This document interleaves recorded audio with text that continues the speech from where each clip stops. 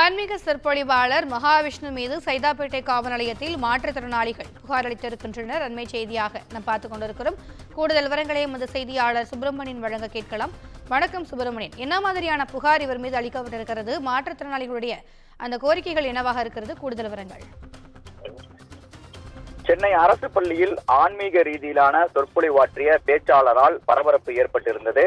குறிப்பாக சென்னையில் சில நாட்களுக்கு முன்பு அசோக் நகர் அரசு பெண்கள் மேல்நிலைப்பள்ளியில் நடந்த நிகழ்ச்சி ஒன்றில் தனியார் தொண்டு நிறுவனத்தைச் சேர்ந்த சொற்பொழிவாக இருக்கக்கூடிய மகாவிஷ்ணு என்பவர் சர்ச்சைக்குரிய வகையில் பேசியதாக சர்ச்சை எழுந்தது. இது தொடர்பாக மகாவிஷ்ணு மீது நடவடிக்கை எடுக்கப்படும் என்று அமைச்சர் அன்பில் மகேஷ் பொய்யாமொழி உறுதியளித்திருந்தார். அது மட்டுமல்லாமல் புகாரும் அளிக்கப்படும் என்றும் தெரிவிக்கப்பட்டிருந்தது.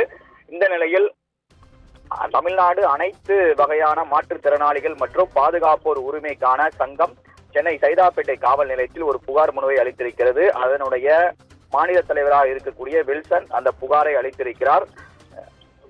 மகாவிஷ்ணு மீது மாற்றுத்திறனாளிகளுக்கு எதிரான வன்கொடுமை தடுப்பு சட்டத்தின் கீழும் 2016 ஊனமுற்றோர் உரிமை பாதுகாப்பு சட்டப்பிரிவு ஆகிய பிரிவுகளின் கீழ் மகாவிஷ்ணு மீது வழக்கு பதிவு செய்து கைது நடவடிக்கை எடுக்க வேண்டும் என்ற ஒரு புகார் அளிக்கப்பட்டிருக்கிறது. அந்த புகார் குறித்து காவல்துறையினர் விசாரணையும் மேற்கொண்டு வருகின்றனர்.